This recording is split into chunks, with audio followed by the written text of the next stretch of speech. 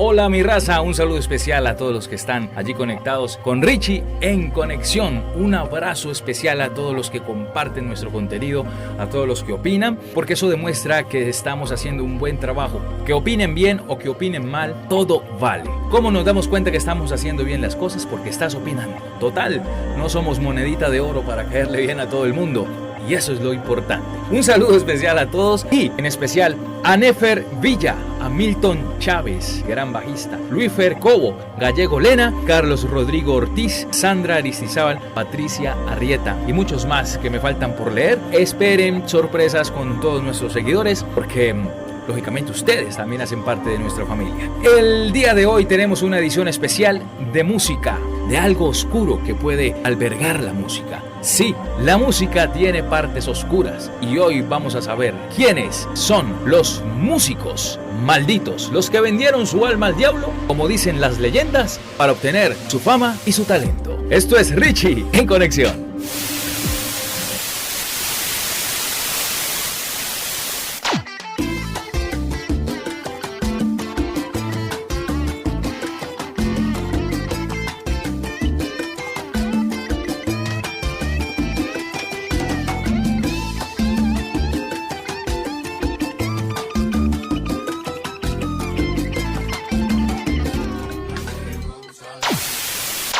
El sentir a partir de los sonidos, como recordar a alguien por escuchar una canción, añorar una historia de amor inconclusa, intimarse en relajaciones que se sienten levitar, o plagarse de escalofríos y miedo desmesurado. En efecto, la música puede cautivar y provocar sentimientos. El miedo es uno de ellos. Y aunque es indispensable para el arte y sus manifestaciones, históricamente esta sensación ha sido reprimida y enjaulada por diferentes circunstancias. Durante muchísimos años, las actividades oscuras han estado arraigadas fuertemente en el arte, pero especialmente en la música. Y estamos hablando de que el diablo ha estado presente siempre en este arte. Ha de ser de pronto porque Lucifer era el músico líder en el cielo. Alrededor de la música se han escuchado durante muchas décadas sobre músicos que han vendido su alma al diablo, han hecho un pacto con el demonio con tal de obtener favores a cambio, fama, dinero, mujeres o hasta incluso tener también el talento innato para interpretar algún instrumento y ser el mejor en ello, o en el caso de los cantantes, interpretar con su voz canciones y notas difíciles de interpretar.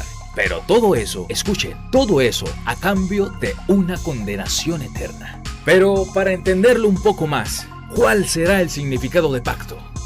El pacto es un tratado solemne, estricto e incondicional entre dos o más partes en que se establece una obediencia a cumplir uno o varios acápites establecidos en un contrato formal y en el que ambas partes se comprometen a ejecutar ciertas acciones y a recibir retribuciones de la otra parte por su cumplimiento. En este caso, mi raza, este pacto o trato se realizaría directamente con el demonio. Añañay. Un pacto con el diablo, un trato con el diablo o un tratado fáustico, pues es un referente cultural muy extendido de la civilización occidental. Los mitos de los músicos vendiendo su alma o teniendo conexiones con el diablo, todo eso es parte de la historia de la música y de la energía que gira a su alrededor. Y en cierta forma, en algunos géneros musicales, en especial con el rock, era atrevido, iba en contra de los ideales católicos de Occidente y servía lógicamente para que la juventud se rebelara. Pero la realidad es que muchos de ellos lo utilizaban solamente para llamar la atención. Mi raza, a continuación conoceremos a los músicos que tienen historias o leyendas vinculadas con el maligno. Y aunque no lo crean, en la lista está un colombiano. Esto es Enigmas de la Música con Richie en Conexión.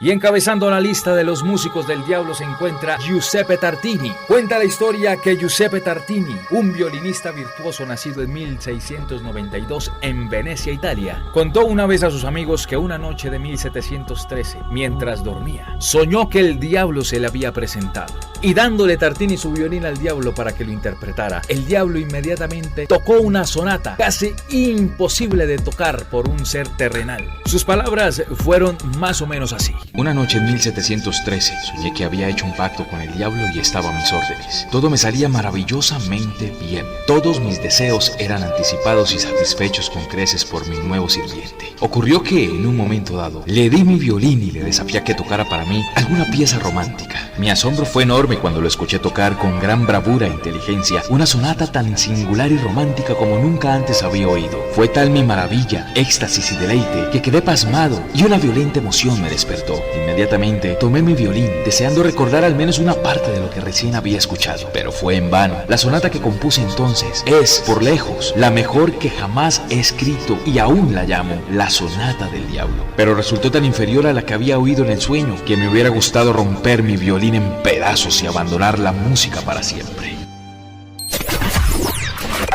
Otro de los músicos malditos o músicos del diablo fue Niccolò Paganini, nacido en 1782, considerado uno de los violinistas más virtuosos en aquellos tiempos. Pues este también tuvo mucho que ver con Don Sata. Pues cuenta la historia, mi raza, que su talento provenía también de actividades oscuras. Las personas que acudían a sus conciertos se persinaban antes de entrar. También se decía que Paganini rompía las cuerdas de su violín dejando solamente una cuerda. Y claro está, con ella interpretaba pasajes imposibles de realizar con una sola cuerda. Dice la leyenda que una espectadora una vez salió despavorida de uno de sus conciertos después de ver que al lado de Paganini estaba el mismísimo demonio interpretando con él su violín. Y esta versión del Diablo y Paganini tuvo más fuerza ya cuando Paganini, estando en su lecho de muerte, Paganini despacha de forma violenta a un sacerdote quien en ese momento le iba a practicar los santos óleos.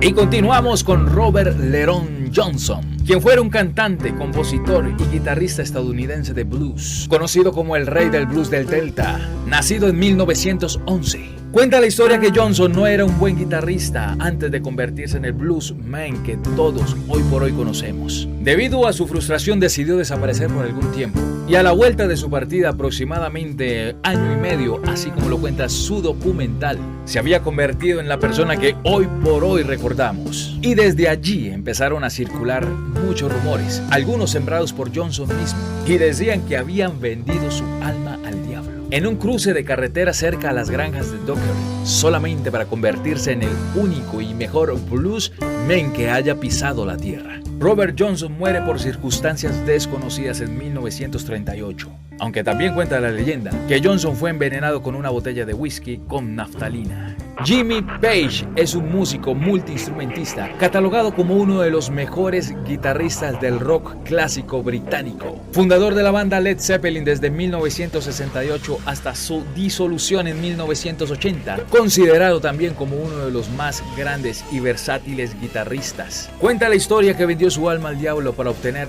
fama y consolidarse como uno de los mejores guitarristas de los últimos tiempos. De hecho, es muy bien conocida su fascinación por el ocultismo, ritos oscuros, la tabla Ouija y a Aleister Crowley, un famoso ocultista el cual Page le había comprado su mansión para vivir en ella. ¿Y sabes para qué quería vivir allí?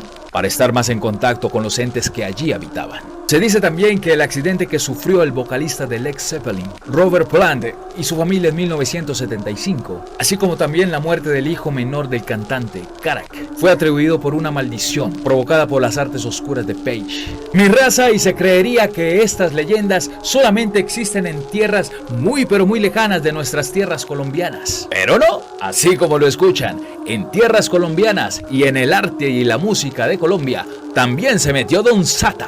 ¿Quieren saber quién fue? Pues ahí les cuento. Les estoy hablando de Francisco Moscote Guerra, más conocido como Francisco el Hombre. Es el arquetipo del juglar vallenato y del folclore de Colombia. Su existencia tiene componentes tanto legendarios como históricos, que lo han convertido como una figura emblemática en Colombia, especialmente en la costa caribe. Pues mi raza cuenta la historia que una noche el juglar iba por un camino solitario y claro está cantando para hacer más ligero el camino. De repente se dio cuenta que cada nota que interpretaba era respondida por otro músico que a lo lejos, por la oscuridad, no lograba ver, y cada nota que era respondida por ese músico era cada vez mejor de las que él interpretaba. Luego de casi 2 horas de enfrentamiento, Francisco se encontraba atónito de la interpretación de su contrincante, quien le estaba ganando. Francisco decidió seguir la melodía de su adversario, hasta que por allá en la penumbra de la noche lo logró divisar. Sin embargo, no lograba plenamente su identificación, no sabía de quién se trataba. De pronto un rayo de luz de luna penetró en la penumbra y la silueta de su contendor se hizo evidente. Se trataba del diablo. Fue entonces cuando Francisco el Hombre, el juglar vallenato, entendió en ese momento que se enfrentaba al último combate musical de su vida, al máximo duelo.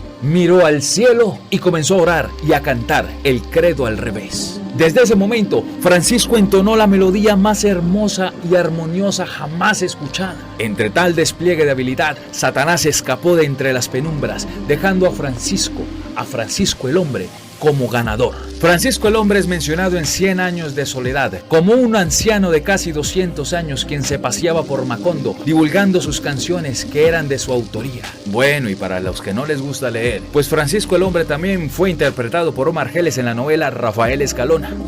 Búscalo en YouTube. Bueno, mi raza, estos fueron los músicos del diablo, quienes según cuentan las historias y las leyendas, fueron capaces de vender su alma a Don Sata, el mismísimo demonio, que alguna vez mi Diosito lo tenía ya para dirigir la orquesta celestial, y que por agalludo lo mandaron a comer de lo que ya sabemos. Y estos son los puntos a tener en cuenta. Punto número 1. Si tienes talento musical, explótalo, pero sin necesidad de acudir a Don Sata. Punto número 2. No te dejes deslumbrar por la fama, las mujeres y la plata. Punto número 3. En la industria de la música nada es tan fácil como lo pintan. Ojo pelao, bebé. Punto número 4. Siempre coloca a Dios delante de sus proyectos. Él siempre te escuchará. No olvides seguirnos en nuestras redes sociales, @Richie en Conexión, en Instagram, en YouTube y en la fanpage Richie en Conexión. Deja tus comentarios, comparte y suscríbete. Me despido y nos vemos en otra entrega de Richie en Conexión.